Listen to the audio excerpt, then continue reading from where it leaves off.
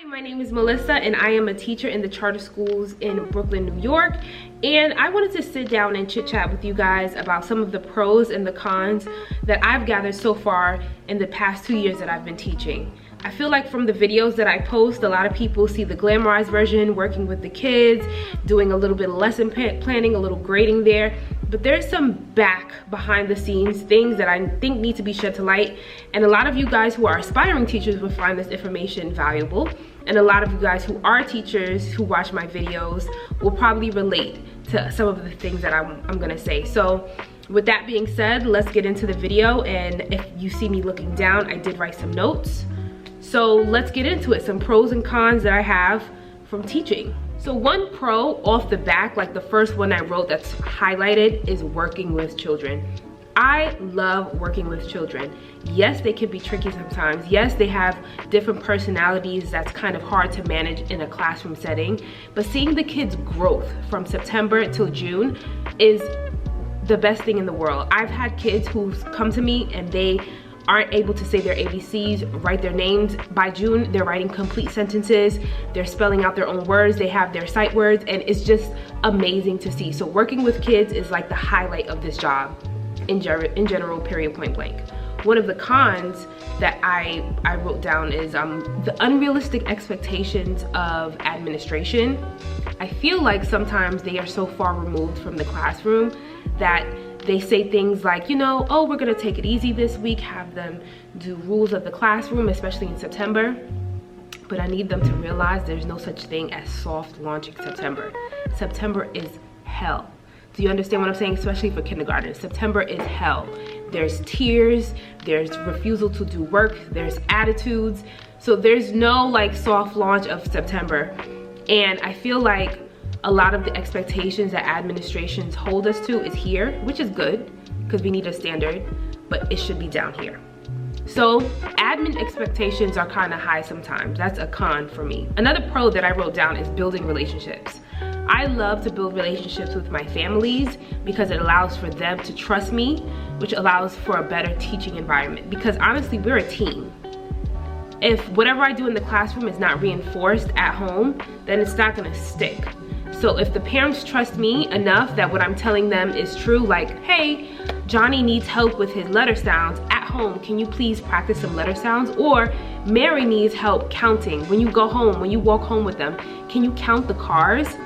If they don't trust me that what I'm telling them is true, then we're gonna be stuck in translation and the child is not gonna grow, and ultimately that's the goal. So building relationships is another pro that I do love about this job. One downside is the student to teacher ratio. Where I live in Brooklyn, New York, in a charter school, we are fortunate enough to have 2 teachers in the classroom. Last year I had a class of 20, so we had 2 teachers, which fine. But some of my kids had IEPs, like an individual education plan, or they needed services like occupational therapy or speech, and I feel like they needed a more one-to-one support, and I kind of felt helpless because I'm not certified to do those kinds of things, and they could have thrived in a better environment. So sometimes I feel like more support can be given to the teachers with kids who do need more support in areas like speech or stimulation. Like we can get more malleable things for them to play with for better concentration in the classroom. So that's one con that I did write down. A pro that I wrote down is summer vacations. Summer vacations, yes please. 2 months off, amazing. And especially during the warmest months of the year, absolutely. Give me a vacation, give me some sleep. I don't wanna wake up at 5 o'clock in the morning. I love summer vacations. Even if I'm not doing anything, if I'm in my house for 2 months. I'm kid-free, I'm deadline-free, and it's the most restful time of the job. One con is summer vacations. First of all, in September, we're banging things out, right? We're on the go, we're moving. We have to get kids into routine. We're doing rules, we're doing expectations, we're doing lesson plans. I was just dormant for 2 months. I was getting up at 12 o'clock in the afternoon. And now I'm supposed to be getting up at 5 o'clock every day. It's like when you're at a party and the music stops and then all of a sudden the music comes back on and it bursts your eardrums. That's what it's like coming back to school after summer break. So summer break to me is a pro and a con because it's a blessing and a curse. This is why you see me during the summer in a classroom. I signed up for summer school because I didn't want that to happen. I got physically sick last year because of that. So as much as people like to glamorize teachers' summer breaks and winter breaks, it's horror. It's terror. You might as well work. You might as well. A pro that might surprise people, which I don't know why, is my salary. I like how much I get paid. I am content and I choose to be happy with how much I get paid. Could I be getting paid more? Sure. If you ask anybody on the street about their job, could they be getting paid more?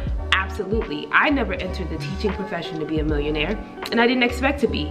But do I have a livable wage? Sure.